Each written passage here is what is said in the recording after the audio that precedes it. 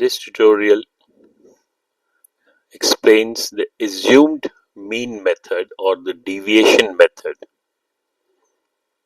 ये किस लिए यूज होता है? assumed mean method or the deviation method again to find mean of a grouped data.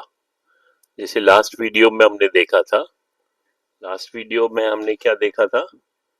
mean of grouped data which was numbered as 5.52. इसमें हम एक डिफरेंट मेथड देखते हैं again of finding mean of grouped data, and this method is called assumed mean or the deviation method. ठीक है, अभी देखो, अगर मैं पिछला दिखाता हूं टेबल जिसमें हमने यहाँ पे मीन ऑफ ग्रुप डेटा देखा था, तो हमने ये डेटा का क्या किया था? हमने हर ग्रुप को हमने क्लास बोला था, उसका एवरेज, उसका मीन निकाला था, तो उसको हमने क्लास मार्क बोला था। फिर हमने क्या किया? हमने टोटल डिस्टेंस कैसे निकाला? हमने summation of the frequency and the number which is the class mark which is the group average, F1 को, Fi को, फ्रीक्वेंसी को हमने Xi, जो ये नंबर है क्लास, हर ग्रुप का जो मार्क है, एवरेज है, क्लास मार्क, उससे मल्टीप्लाई किया और फिर टोटल समेशन ऑफ फ्रीक्वेंसी से डिवाइड किया तो हमको मीन मिला। लेकिन कई बारी क्या होता है, ये जो कैलकुलेशन होती है ये कॉम्प्लिकेटेड हो जाती है, इट बिकम्स वेरी कॉम्प्लेक्स। उस केस में we use the assumed mean method. So let's see what we mean by this method. assumed mean method में क्या होता है? इसमें हम कोई पहले तो हम हर क्लास का एक क्लास मार्क या क्लास का मीन निकालेंगे। जैसे अब फॉर ये एग्जांपल क्या है? Age of people in a society. एक सोसाइटी है जहां पे लोग इकट्ठे रहते हैं, वहां पे लोगों की क्या एज है? सो 10 to 20 इयर्स ऐसे 3 लोग हैं, 20 to 30 इयर्स ऐसे 6 लोग हैं, 30 to 40 इयर्स ऐसे 8 लोग हैं। सो ऐसे हमने एक टेबल बनाया, डेटा को कलेक्ट किया। उसके बाद हमने क्या करना है कि ये जो पूरा, we have to find the average age, mean age in the society. So हमको क्या फाइंड करना है? अगर वो यहां पे मैं लिखूं जल्दी से, we have to find the mean age और the average age. Find mean means average, mean age in the society.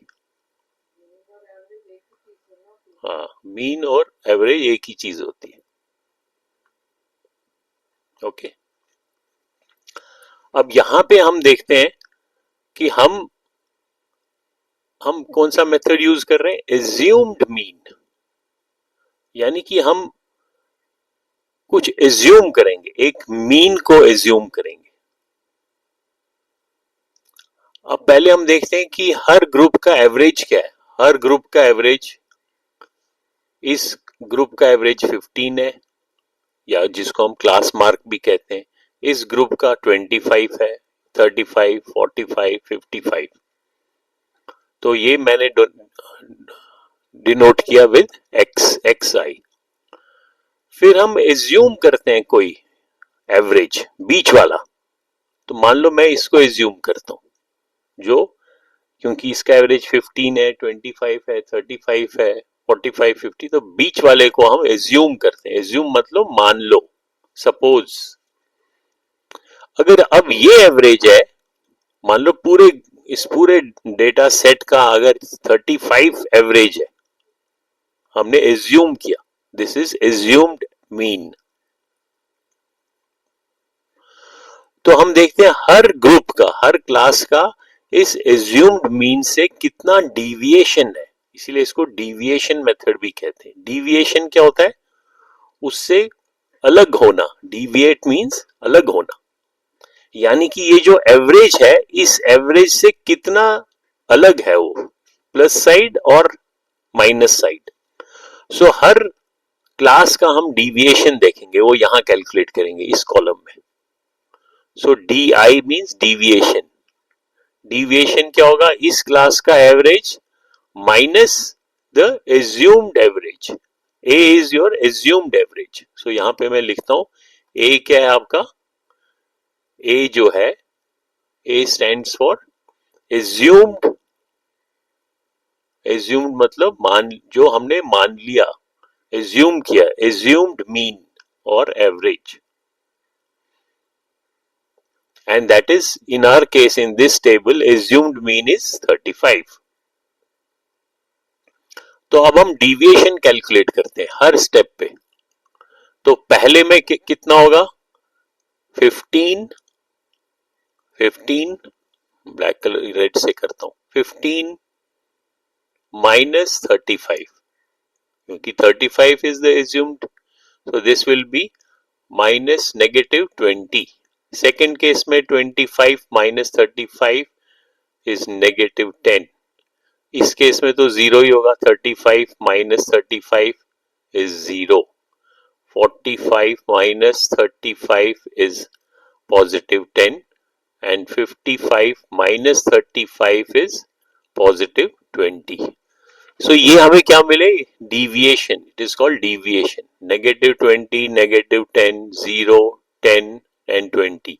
ये हर ग्रुप के लिए, यानी कि हर क्लास के लिए मीन, एज्यूम्ड मीन से डिविएशन है, उसे थोड़ा वो हट गया, कितना वो हट गया उस वैल्यू से, उसको डिविएशन बोलेंगे। तो उसके बाद हम क्या करेंगे, हम ये जो ये आपका इसका प्रोडक्ट, यानी कि फ्रीक्वेंसी का और डिविएशन का, इसका प्रोडक्ट निकालेंगे। यहां ऊपर लिखा है इस कॉलम में, F I multiplied by D I. तो डी आई तो हर क्लास का डिविएशन है, तो इनको आप मल्टीप्लाई करो, नेगेटिव 20 और इसका frequency into 3, so that will be negative 60. इसी तरह this will 6 into negative 10, again negative 60, 0 into 8 is 0, 10 into 4 is positive 40, 20 into 5 is 100. तो इन सबों का, इस प्रोडक्ट का हम नीचे समेशन निकालेंगे, सम किसका, फ्रीक्वेंसी मल्टीप्लाइड बाय डिविएशन।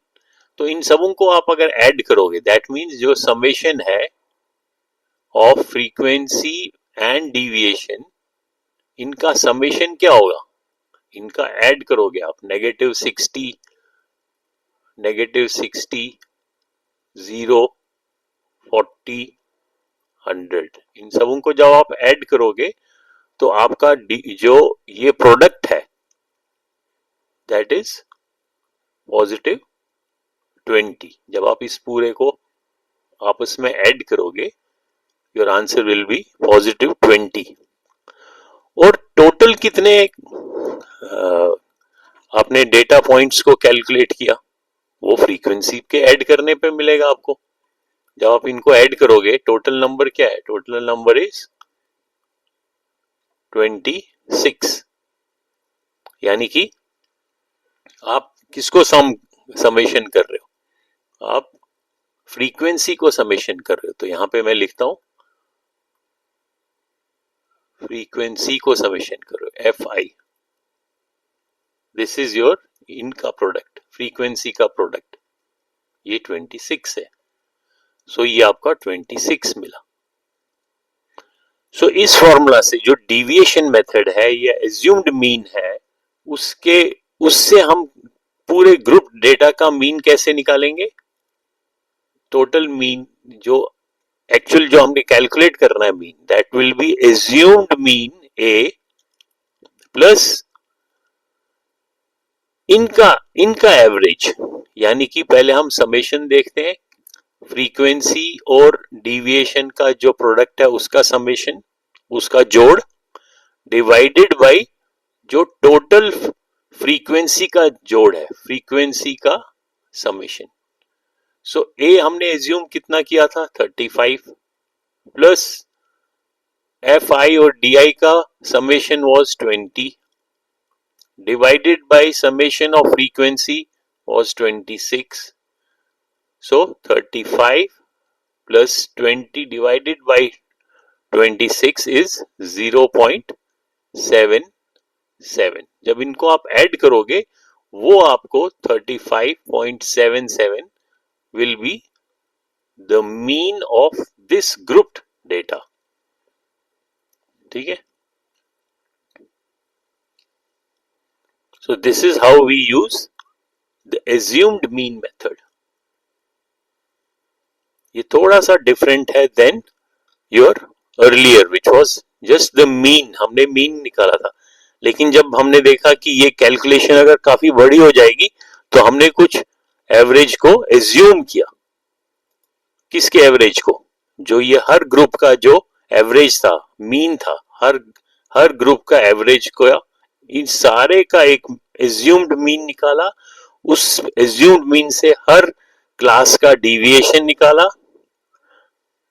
और फिर हमने लास्ट में ये फॉर्मूला यूज किया मीन निकालने का। लास्ट में क्या फॉर्मूला निकाला? एज्यूम्ड मीन प्लस जो प्रोडक्ट है फ्रीक्वेंसी, यानी कि टोटल डिविएशन कितनी हो गई, हर हमने फ्रीक्वेंसी को डिविएशन से मल्टीप्लाई किया और फिर हमने उसका भी मीन निकाला, हमने टोटल फ्रीक्वेंसी से डिवाइड किया, तो ये हमारे को मीन मिल गया of the grouped data. Next video में हम इसकी कुछ एक्सरसाइज करेंगे।